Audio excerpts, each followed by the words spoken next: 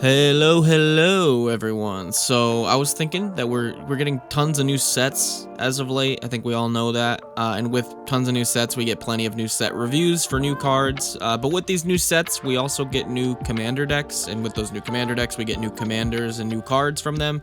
And I feel like those kind of go under the rug more than the main set cards do. So let's look at some new commanders we got out of Caverns of Ixalan.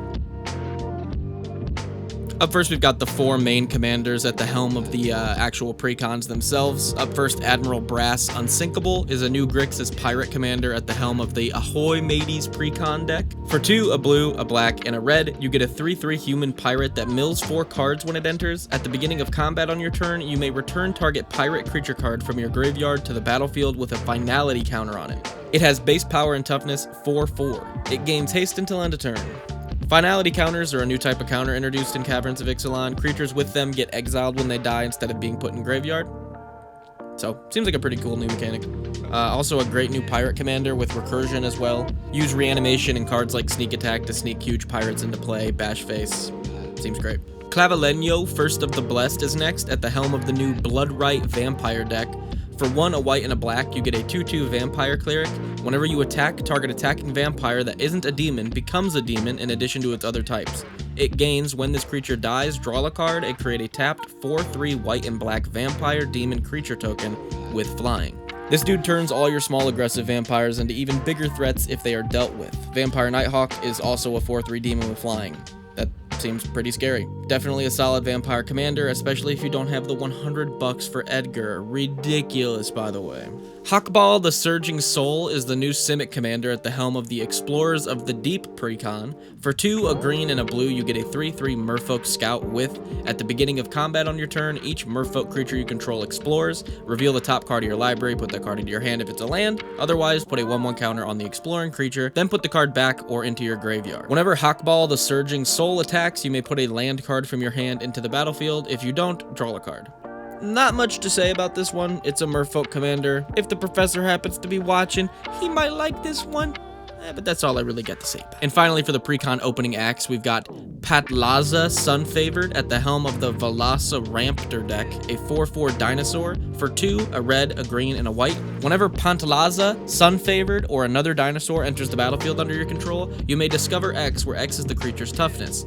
Do this only once each turn. Exile cards from the top of your library until you exile a non-land card with that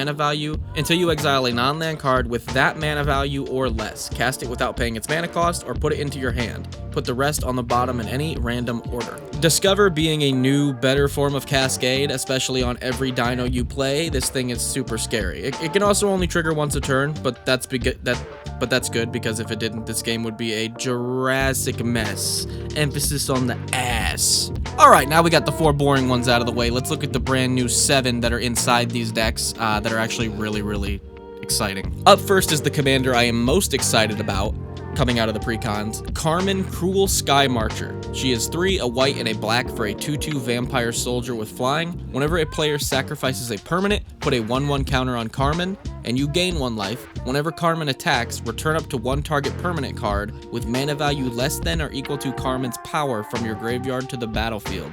Oh, baby, now we're cooking. And the fact that all those sack lands, baubles, and Sakura Tribe Elders count as permanents being sacked, she's going to get plenty of 1/1 counters on her. Not to even mention, if you have an aristocrat heavy table, she's going to get huge. This is the Teneb upgrade I have been waiting for, just a better version of him. Her reanimation also triggers on attack, so you can bring back cards that can pump up or protect her. Cards that can pump her up like Moonshaker Cavalry. That seems actually really busted. Or cards that protect your attackers like Gustcloak Xavier to remove any blockers from combat.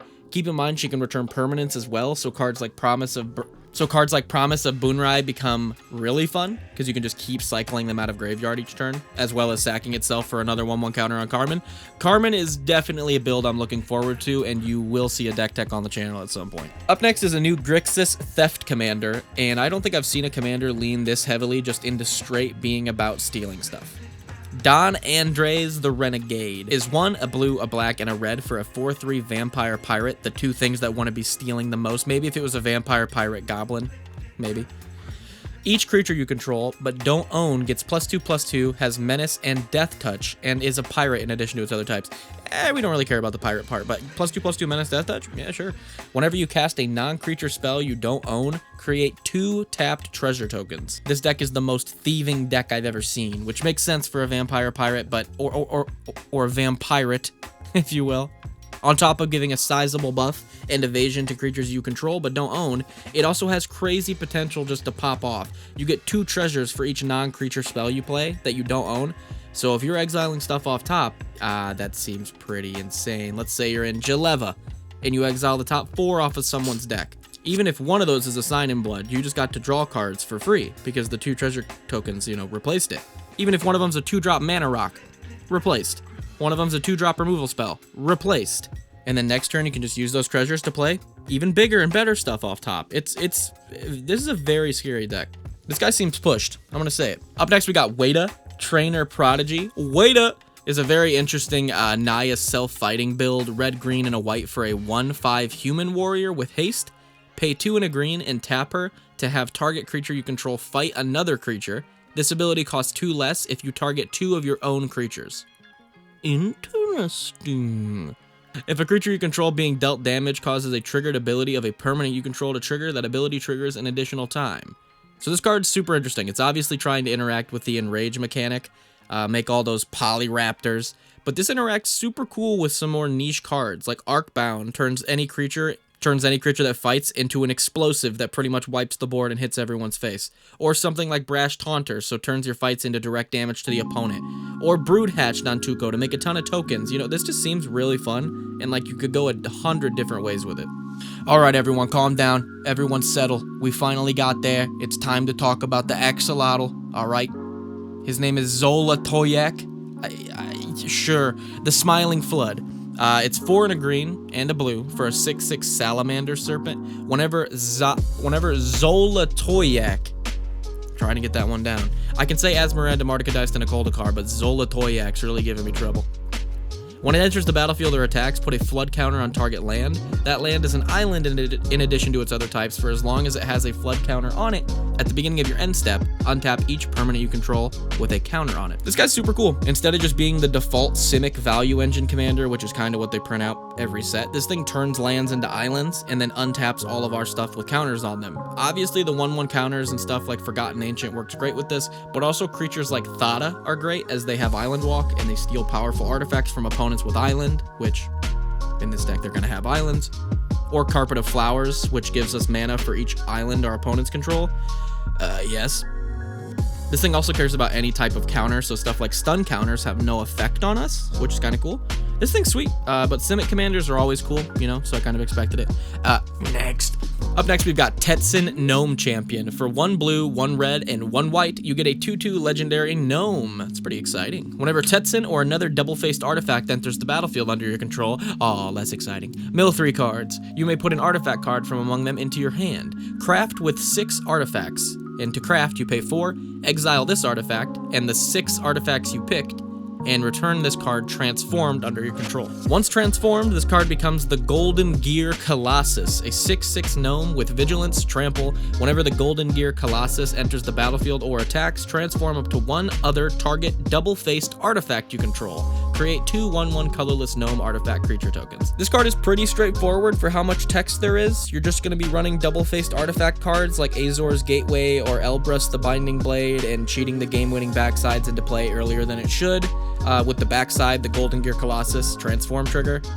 This seems super good, honestly. Straightforward, but super strong. It seems like it's got a game plan set, and it's gonna execute that game plan pretty efficiently. Xavier Sal. Let's get into this guy. Infested Captain is gonna be built a ton. Let's just get that out of the way. This guy's gonna be built an insane amount, and you'll understand why. For 1 black, a green, and a blue, you get a 3/3 human fungus pirate. Need I say more? I probably should say more. You can tap it, remove a counter from another permanent you control, populate, activate only as a sorcery. And to populate, you just create a token that's a copy of another token you control. And then its second part, you can tap it, sacrifice another creature to proliferate. Choose any number of permanents with counters on them and put another kind of that counter on there. Oh my goodness. This dude makes tokens from counters and counters from tokens. Add doubling season-esque effects into the mix along with untap engines like Thousand Year Elixir or Intruder Alarm, and this thing goes infinite pretty easily. Like I said, this thing's gonna be built a ton, possibly a CDH contender.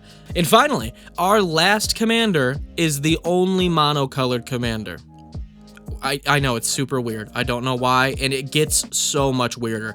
Francisco Fowl Marauder, yeah, that's a crow, is 1 and a black for a 0/1 flying. Yeah, it's a 0/1. Francisco Fowl Marauder can't block. Yeah, he can't block. Whenever one or more pirates you control deals damage to a player, Francisco explores.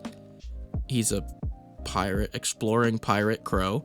And he has partner. He's the only commander with partner. This one is just weird. Like, why? Why, Francisco? Why do you exist? The only partner pirate for some reason.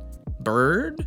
I forgot Bird in there, but I like him. 10 out of 10. Best commander in the set. More Francisco and build the ponies, please, Wizards. We love them. Let me know how you feel about these new commanders down in the comments. And if you want to submit a deck for Friday Night Deck Reviews, head over to the subreddit at r/NixLotus to submit your deck list. Much love, and go play some Magic, guys.